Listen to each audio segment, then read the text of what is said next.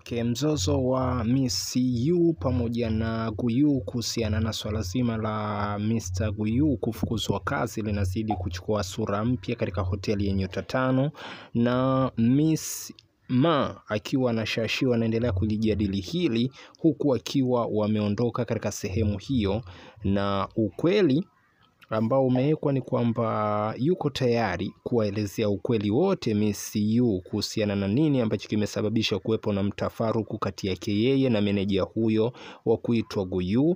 Sababu hiyo ya kufanya uwepo wa hali hiyo ni nini? Wengi wamekuwa hawajui au wamekuwa wanajiuliza kwa kiasi kikubwa sana, lakini siku za nyuma tunapata taarifa ya kufahamu kwamba Miss Yu aliwahi kuwa mfanyakazi kwenye hoteli hii ya nyota 5. Wakati yeye anafanya kazi, Mr. Guyu alikuwa bado ni mkurugenzi wa juu zaidi, yani ana cheo kile kile cha juu, na kulikuwa kumetokea sitofahamu kubwa sana kati ya Miss Yu wakati huo akiwa ni mhudumu wa kawaida tu kwenye hoteli hiyo, na Mr. Guyu pia akiwa ni mkurugenzi wa juu zaidi kwenye hoteli hiyo. Na hii ilitokea pale Mr. Guyu alipomuita mfanyakazi wake huyo chumbani kwa ajili ya mazungumzo, lakini kutokana na mfanyakazi wake huyo kuwepo na muonekano mzuri, basi alitokea na nafasi ya kumtamani na kutaka kumshika sehemu ambazo binti mwenyewe Shashi hakuwa tayari kushikwa katika sehemu hiyo. Lakini swali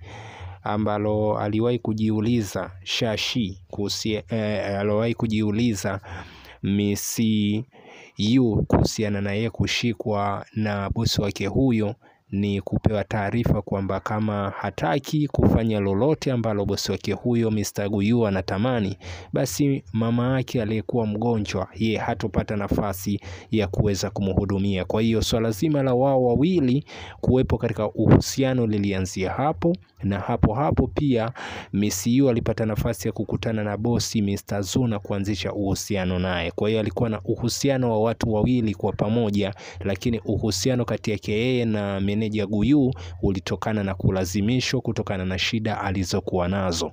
Kwa hiyo yeye Mr. Yu amekuwa na wauliza, je, swala kama hili likifahamishwa hapo hotelini, je, utaleta picha nzuri kwa wateja wengine wataokuja hapo na itatengeneza taswira hipi? Ndio swali kubwa ambalo yeye amebaki na siri nalo, na hiyo ni moja ya kitu ambacho Guyu amekuwa anaumiza kichwa, na anahitaji hilo swala lisifike kwa bosi wake Miss Ma wala lisimfikie bosi wa hoteli hiyo Mr. Zu ambaye amekuwa na hisa kubwa, lakini vile vile pia ndo mke wa Miss Yu ambaye kwa sasa hivi amekuwa mke wa mkurugenzi. Kwa hiyo kuna mengi yamejificha sana ambayo yametokea kwenye hoteli hii na yanaendelea kutokea, lakini yule kijana pia ambaye amekuwa anadai kuna majini katika hoteli hiyo pia anaendelea na yake. Kwa hiyo wewe endelea kukaa na kufuatilia stori zetu hizi kupitia hoteli ya nyota 5 katika simulizi zetu za hapa sisi.